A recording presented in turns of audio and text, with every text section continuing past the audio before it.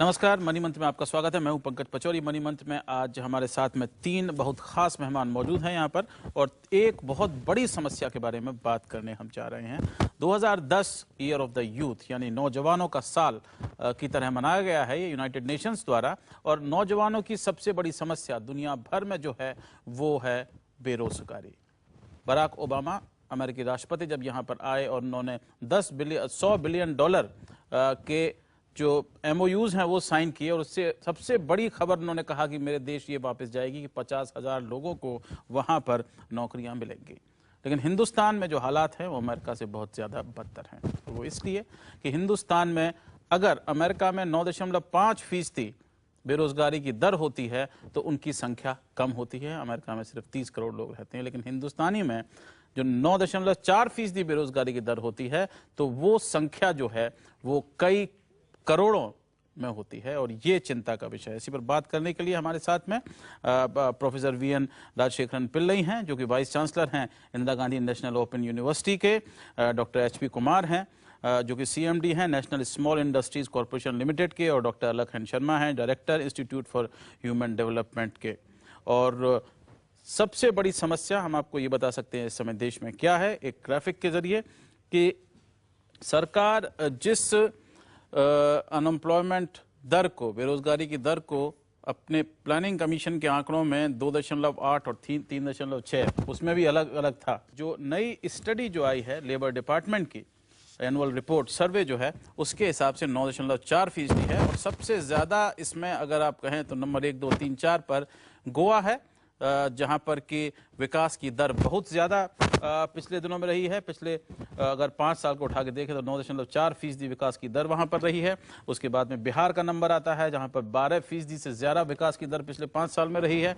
उसके बाद पश्चिम बंगाल का नंबर आता है जो कि बहुत बड़ा राज्य है।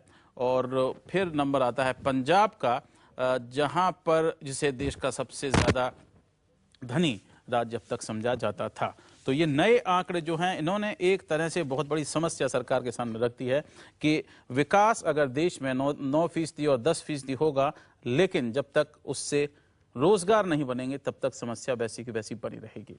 आपसे मैं ये पूछना चाहूँगा कि क्या आपको लगता है कि ये एक ऐसा मुद्दा है जिस पर हर तरफ से आक्रमण करने की जरूरत है?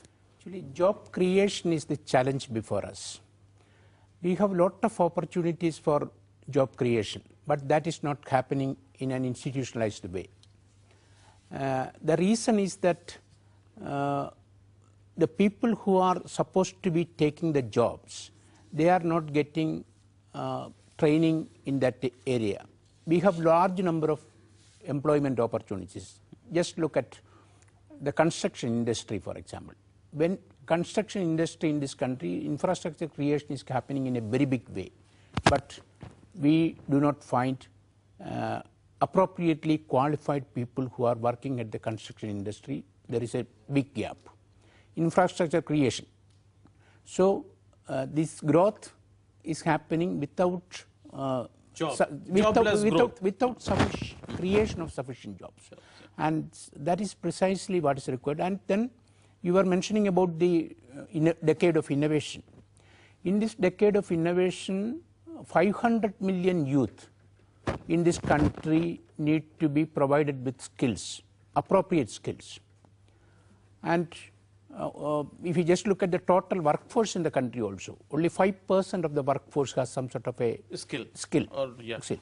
And this is in contrast to over 80% in the so-called developed countries. So what is required is looking at our education, looking at our post-school education, and also this ITIs and all that. We should look at skill development as an integral part of education. That is a major challenge before us.